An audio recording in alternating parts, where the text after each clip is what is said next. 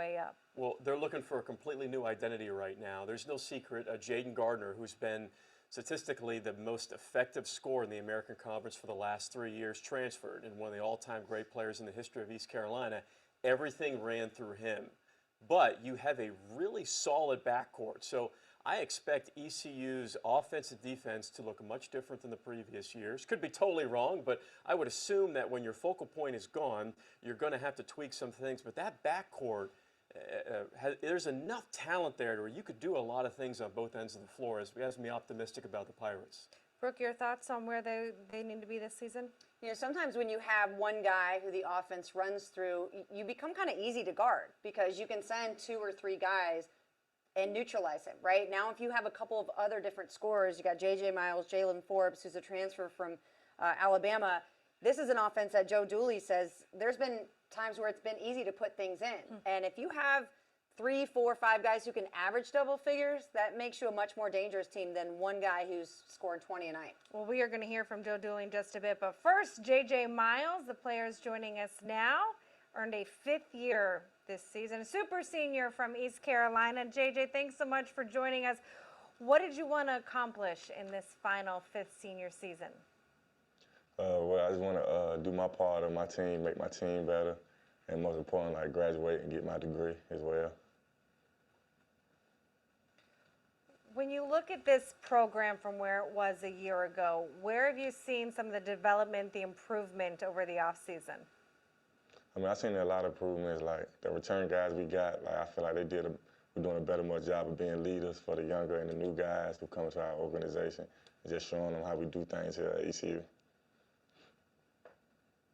JJ, Mike O'Donnell here in the studio. Love watching you play. You're a terrific three-point shooter, but I have some advice for you. You got to take the guards out for dinner every once in a while because I think they miss you 2 or 3 times in the game, especially in the left and right corners. But how's the backcourt and the offense been looking somewhat different leading into this season?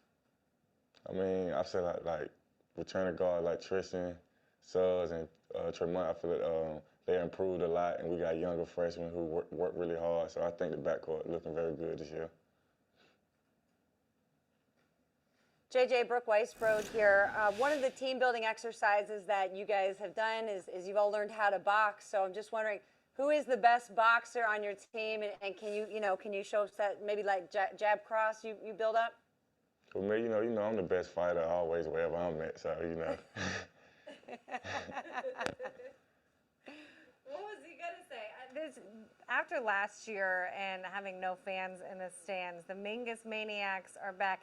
Have you thought at all about what that will feel like being on the court and being able to be surrounded by the crowd again? Yeah, I mean, like, I love the fans here at Mingus, so, it's motivation. Like last year, like you said, we didn't have fans, so I think it's a good opportunity to have the fans back and get after it this year.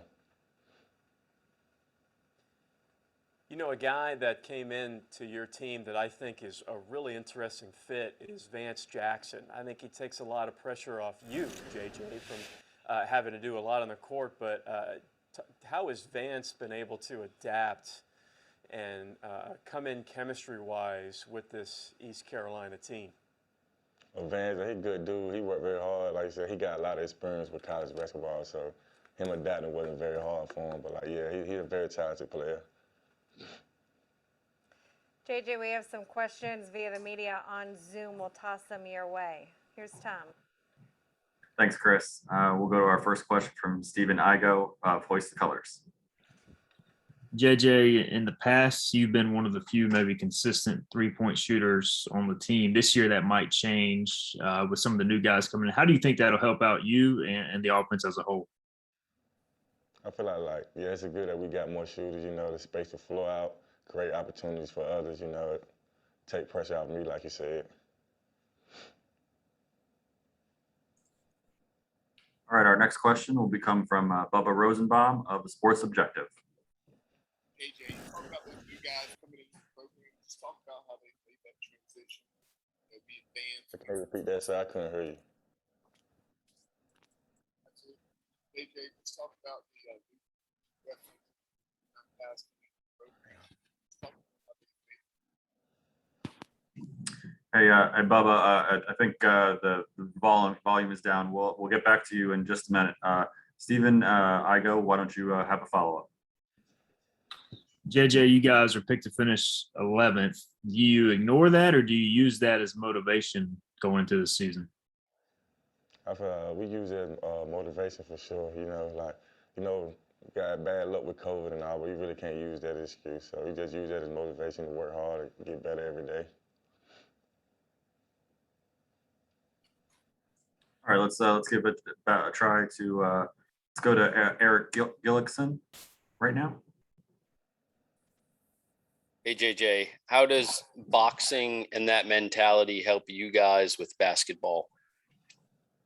Well, it was really cardio workout, and it teach you footwork and the focus on main points. So it was a good experience and good team bonding. Trying to go back to the other guy. Give it another try to Bubba Rosenbaum, see if it goes. JJ, a few minutes ago you referenced the newcomers program. You really talk about how Vance, Winston, and the freshmen, how they make that transition. I'm sorry, sir. Can you repeat that one more time? With the newcomers to the program, talk about how the 3 Division I transfers and Vance, Winston, and Zoe, and then also those freshmen, how they've made that transition. Well, like I said, I feel like they're doing a very good job in the transition. There's always room for improvement, and we got more practices in the long season to go. So I think they do it very good with their transition here. JJ Miles, we thank you so much for joining us. Looking forward to seeing you guys tip off the season here shortly. Yes, ma'am. JJ referenced it, Mike, the cancellations last year. They had 13 games canceled, postponed due to COVID. When you're a team that's trying to build a rhythm and a plan through a season, the stop and start, how difficult was that on them last year? It's different for every team depending on what your pieces are and how long you've played together. But Coach Dooley was quoted a few weeks ago in saying it actually affected our offense more than our defense. He felt like their defense was set, but they couldn't find any rhythm on offense and no continuity. So many teams were focused on Jaden Gardner that it was hard to find that rhythm outside of Gardner if he wasn't scoring. So you do feel there might be a shift in the winds of the Pirates' sails this season, and it might be a little bit more offense, especially coming from the backcourt. I think it's going to be pretty fun to watch. Yeah, the difficult non-conference schedule, November 18th against Oklahoma. Want to get to know a little bit more about this team? Here's Morgan Uber with some fun facts about these players. Alonzo Frink and Alexis Reyes were both members of the Dominican Republic national team. Frink, a transfer from South Carolina, was a part of the team in 2016 and 17, while freshman Reyes followed right after in 2018 and 19. While they never crossed paths then, they're now teammates here at East Carolina.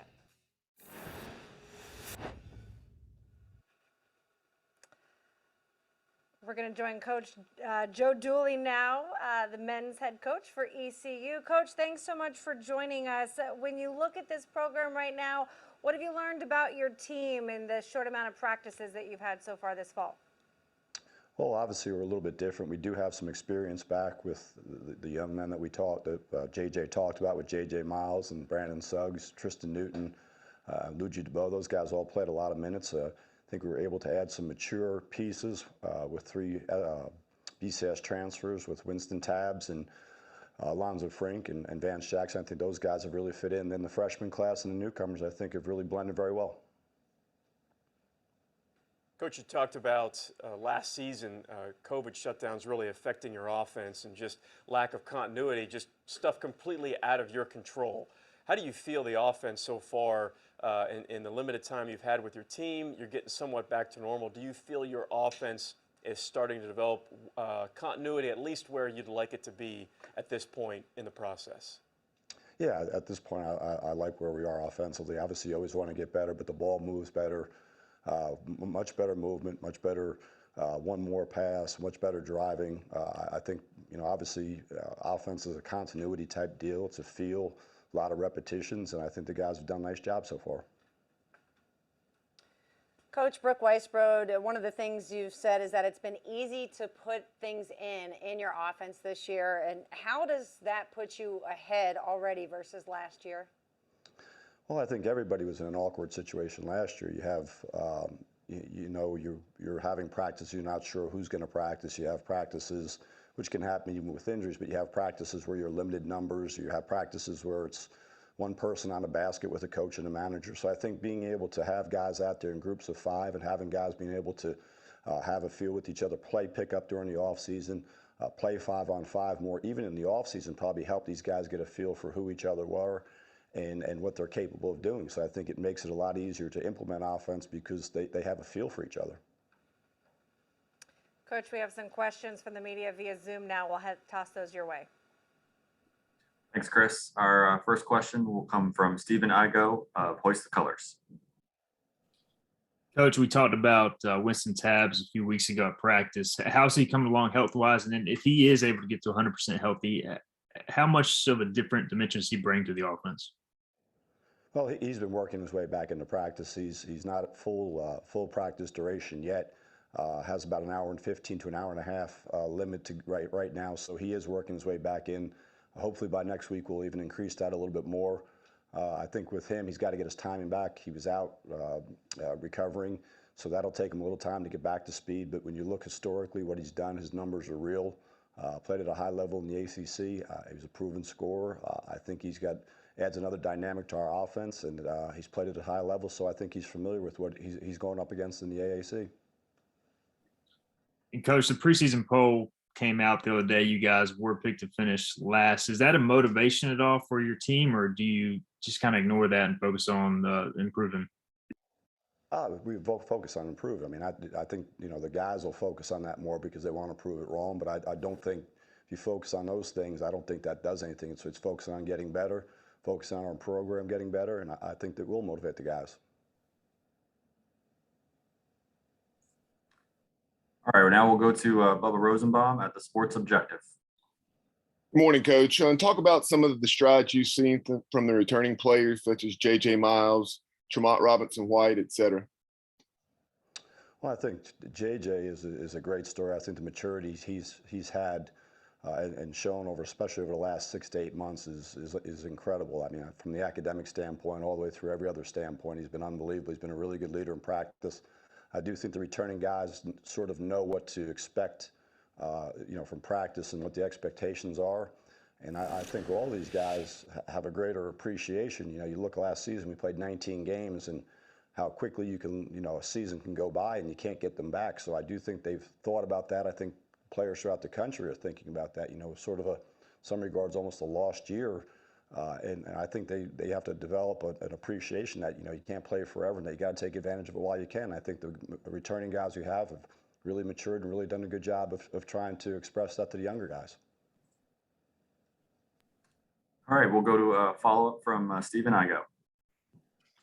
Coach, when you look at kind of the roster overhaul that you did this offseason, the second one, and maybe your tenure back here, but a little different because you have guys returning, 5 guys returning and also 7 new guys coming in. How do you maybe compare and contrast what you did going into your second year versus what you guys are doing now? Well, I think the big thing is we were able to add guys that could play right away. I mean, our first couple of years we couldn't take grad students. We were able to take a grad student in Vance, and then with Winston and Zoe being automatically eligible, I think that enables us to develop the program quicker, develop the team quicker. The first year if we had taken transfers, they would have had us sit. We weren't in a position to take any grad transfers, but now with Vance and hopefully going forward, we'll be able to plug some guys in. I think it's going to be, free agency for all of us for the next foreseeable future. So these roster changes, you have to be adjustable and make adjustments on the fly and be ready to plug in guys every single year. Coach Mike O'Donnell in the studio. I'm curious from a macro perspective. You've been around this game a long time at every level. Is there anything that you were kind of forced to do as a coach last season that you think you might carry throughout that you may have just kind of learned about coaching in general? Well, I think it really shows that you can't. There's so many things you can't control. So why worry about things you can't control? I mean, you could go to practice and have a practice plan of having 10 people, and next thing you know, you've got 4 or 5. So why beat yourself up about that? Control the things you can control. Let the things you can't control go away, and don't worry about the white noise of those things. All right, and our final question will go to a follow-up from Bubba Rosenbaum. Coach, if you would talk about our non-conference schedule. You face the likes of Liberty at an NBA arena in Charlotte, and then you also take on Oklahoma in a very solid tournament down in Myrtle Beach, and then you also get to play Old Dominion at home. Well, I think one of the things, I would like to continue to schedule better, which we will. I think the dynamics of scheduling are also, things, but, we have to keep getting our RPI down and our metrics down. But I think we do have a good schedule for our team this year. Get some home games to get the Pirate fans fired up. Great MTE in Myrtle Beach. I think it'd be a really cool experience for our guys to play in an NBA arena, which might be a once-in-a-lifetime opportunity for some of these guys. And then obviously a great AAC slate, especially with some home games. Coach Dooley, we really appreciate the time. You guys tip off the season November 9th. Looking forward to it. Thanks so much, Coach. Thank you.